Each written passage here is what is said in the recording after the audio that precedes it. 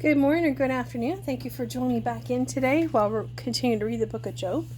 Before we begin the next chapter, let's begin our morning prayer or evening prayer, depending on when you're watching this. Father, as I read and receive your word, may it deeply be rooted in me, so when difficulty comes, it will be your word that encourages and strengthens me. Amen. So as I mentioned, we're in the book of Job. We're going to begin at chapter 5. Eliphaz's response continues. You may cry for help, but no one listens. You may turn to the angels, but they give you no help. Surely resentment destroys the fool, and jealousy kills the simple. From my experience, I know that fools who turn from God may be successful for the moment, but then comes sudden disaster.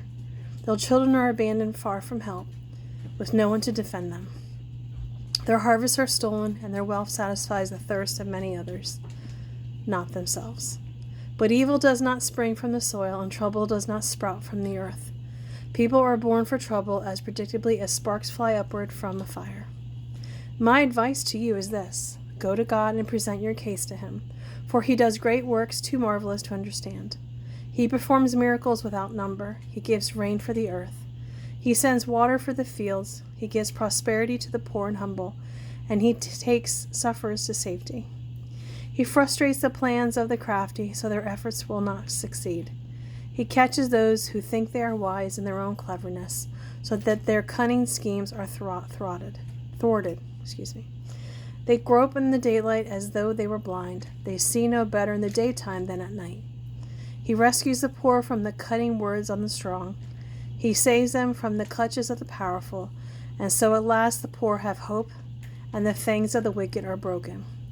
But consider the joy of those corrected by God. Do not despise the chastening of the Almighty when you sin.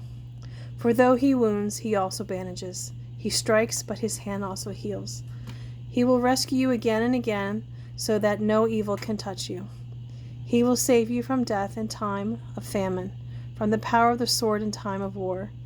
You will be saved from the slander, and you will have no fear of destruction when it comes. You will laugh at destruction and famine. Wild animals will not terrify you. You will be at peace with the stones of the field, and its wild animals will be at peace with you. You will know that your home is kept safe. When you visit your pastures, nothing will be missing. Your children will be many. Your descendants will be as plentiful as grass. You will live to a good old age. You will not be harvested until the proper time. We have found from experience that all this is true. Listen to my counsel and apply it to yourself. Chapter 6. Job's second speech, a response to Eliphaz. Then Job spoke again. If my sadness could be weighed and my troubles be put on the scales, they would be heavier than all the same of the sands of the sea. This is why I spoke so rashly, for the Almighty has struck me down with his arrows. He has sent his poison arrows deep within my spirit. All God's terrors are arrayed against me. Don't I have a right to complain? Wild donkeys bray when they find no green grass, and oxen low when they have no food. People complain when there is no salt in their food, and how tasteless is the uncooked white of an egg. My appetite disappears when I look at it. I gag at the thought of eating it. Oh, that I might have my request, that God would grant my hope. I wish he would crush me. I wish he would reach out his hand and kill me. At least I can take comfort in this.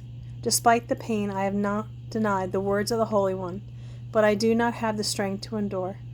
I do not have a goal that encourages me to carry on. Do I have strength as hard as stone? Is my body made of bronze? No, I am utterly helpless without any chance of success. One should be kind to a fainting friend, but you have accused me without the slightest fear of the Almighty. My brother, you have proved unreliable as a seasonal brook that overflows its banks in the spring, when it is swollen with ice and melting snow. But when the hot weather arrives, the water disappears. The brook vanishes in the heat. The caravans turn aside to be refreshed, but there is nothing there to drink, and so they perish in the desert. With high hopes, the caravans from Tema and from Sheba stop for water. But finding none, their hopes are dashed. You too have proved to be of no help. You have seen my calamity, and you are afraid. But why? Have I ever asked you for a gift? Have I begged you to use any of your wealth on my behalf? Have I ever asked you to rescue me from my enemies? Have I asked you to save me from a ruthless people? All I want is a reasonable answer. Then I will keep quiet. Tell me, what have I done wrong?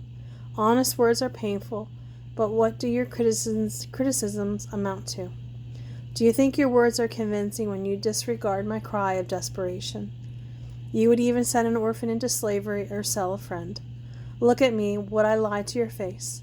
Stop assuming my guilt, for I am righteous. Don't be so unjust. Do you think I am lying? Don't I know the difference between right and wrong? Chapter 7.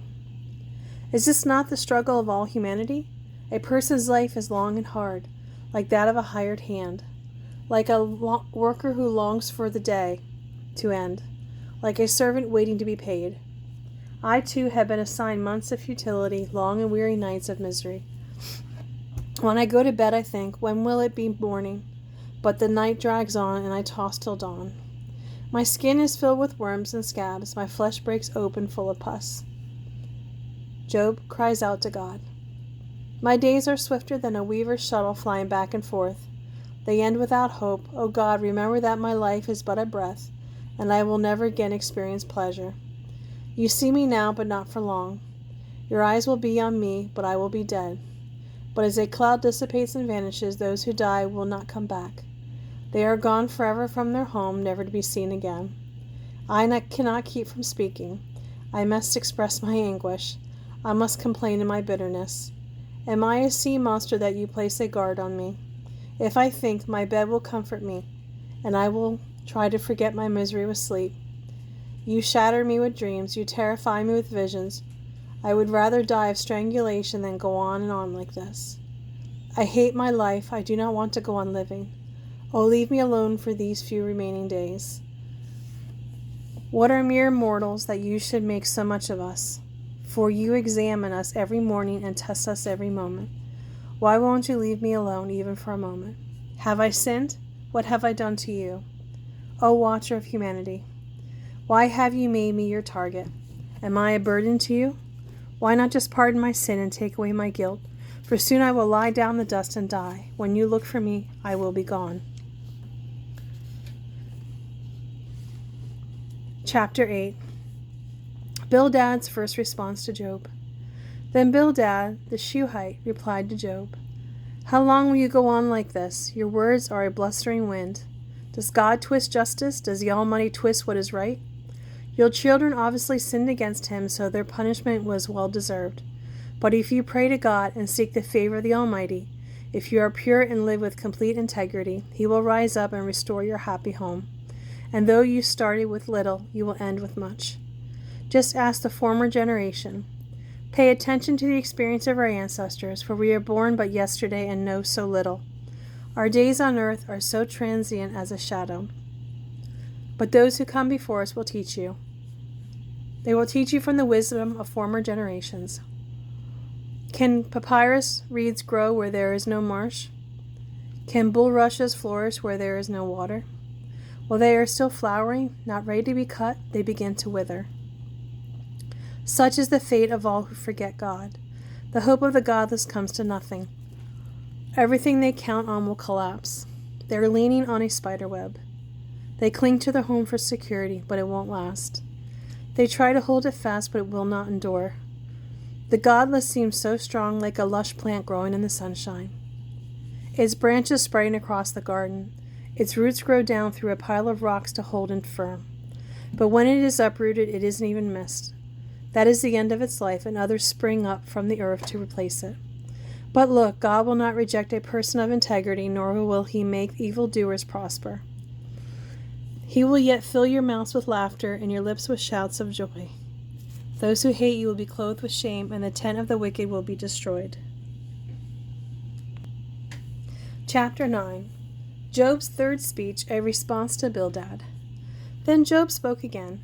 Yes, I know that this is all true in principle, but how can a person be declared innocent in the eyes of God? If someone wanted to take God to court, would it be possible to answer him every once in 1,000 times? For God is so wise and so mighty. Who has ever challenged him successfully? Without warning, he moves the mountains, overturning them in his anger.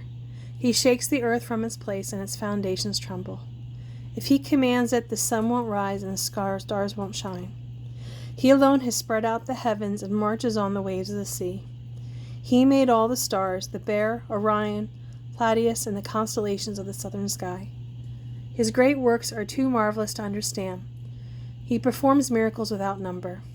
Yet when he comes near, I cannot see him. When he moves on, I do not see him go. If he sends death to snatch someone away, who can stop him? Who dares to ask him, "What are you doing?" And God does not restrain his anger. The mighty forces against him are crushed beneath his feet. And who am I that I should try to answer God or even reason with him? Even if I were innocent, I would have no defense. I could only plead for mercy, and if I summoned him and he responded, he would never listen to me. For he attacks me without reason, and he multiplies my wounds without cause. He will not let me catch my breath, but fills me instead with bitter sorrows. As for strength, he has it. As for justice, who can challenge him? Though I am innocent, my own mouth would pronounce me guilty. Though I am blameless, it would prove me wicked. I am innocent, but it makes no difference to me. I despise my life. Innocent or wicked, it is all the same to him. That is why I say he destroys both the blameless and the wicked. He laughs when a plague suddenly kills the innocent people. The whole earth is in his hands of the wicked, and God blinds the eyes of the judges and lets them be unfair. If not he, then who? My life passes more swiftly than a runner. It flees away filled with tragedy. It disappears like a swift boat, like an eagle that swoops down on its prey. If I decided to forget my complaints, if I decided to end my sadness and be cheerful, I would dread all the pain he would send, for I know you will not hold me innocent. O God, whatever happens, I will be found guilty. So what's the use of trying?